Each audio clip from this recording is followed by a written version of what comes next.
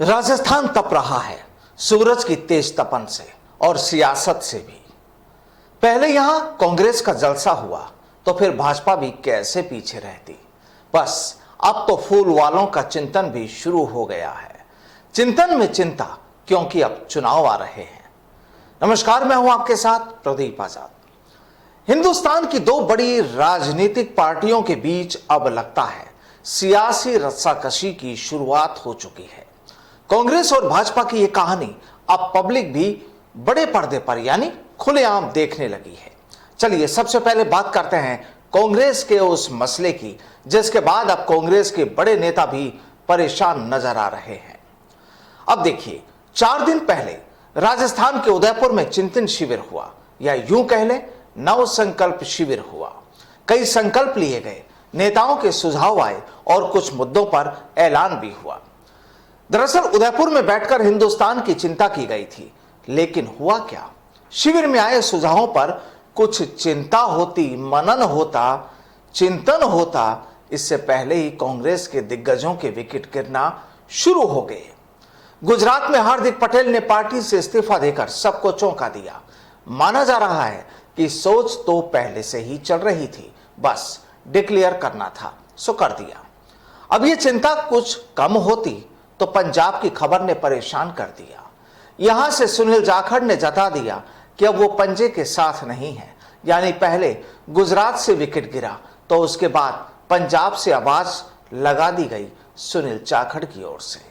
गुजरात, फिर पंजाब और अब राजस्थान। दरअसल यहां से भी कांग्रेस के विधायक गणेश घोगरा ने अपना इस्तीफा सूबे के मुखिया को भेज दिया। सवाल यह कि आखिर कांग्रेस के सितारे क्या गर्दिश में है? एक के बाद एक, कहीं सीधे विकेट गिरने की तस्वीरें तो अब कहीं थर्ड एम्पायर के नतीजों का इंतजार। तो फिर सवाल यह भी कि क्या अभी और भी विकेट गिरने बाकी हैं? जनाब, चुनाव का सीजन आ चुका है। कुछ राज्यों में विधानसभा चुनाव तो फिर लोकसभा चुनाव।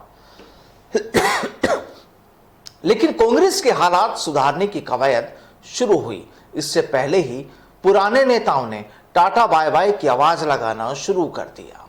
आखिर कहां रुकेगा यह सफर, कौन जाने। तो आइए अब बात भाजपा की भी कर लेते हैं, क्योंकि कांग्रेस के चिंतन के बाद अब भाजपा ने भी चिंतन शुरू कर दिया है और उसने भी ठिकाना बनाया है राजस्थान को ही। दरअसल अब बीजेपी राजस्थान में विधानसभा चुनाव जीतने का फार्मूला तैयार करने में जुट गई है।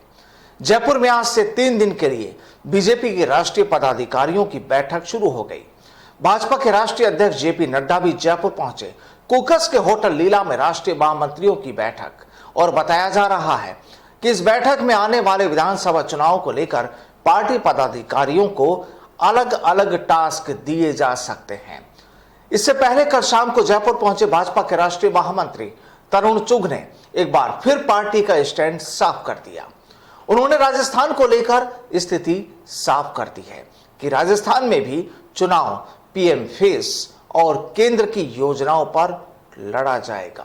बड़ा मामला है। अब चर्चाएं तो यह भी है कि राजस्थान में पिछली वसुंधरा सरकार की योजनाओं की नहीं, पीएम मोदी के चेहरे के साथ केंद्र सरकार की योजनाओं का प्रचार करके नेताओं को वोट लेने का टास्क दिया जा रहा है, क्योंकि लोकसभा चुनाव 2024 की रणनीति पर बीजेपी ने काम करना शुरू कर दिया है। आपको पता होगा कि लोकसभा चुनाव से पहले राजस्थान समेत 12 राज्यों में विधानसभा चुनाव होने हैं। इन राज्यों से 151 लोकसभा सीटें आएंगी। ऐसे में इन राज्यों के लिए सिंगल स्पेसिफिक स्ट्रेटेजी के तहत चुनावी चौसर तैयार की जा रही है, बिछाई जा रही है। इसमें लाभार्थी फार्मूला, केंद्र की योजना, पीएम मोदी का चेहरा, बीजेपी का कैडर और चुनाव चिन्ह बड़ा रोल निभाएंगे। तो इस सियासी कहानी का लब्बो-लुआब यही कि पीछे कोई भी नहीं, ना कांग्रेस ना भाजपा। बस अभी तक बैटिंग कर रही कांग्रेस के विकेट जरूर गिर रहे हैं, लेकिन सवाल यह भी कि भाजपा की फील्डिंग क्या अब कोई नया गुल खिलाने वाली है? सवाल बड़ा है, सोचिएगा जरूर। नमस्कार।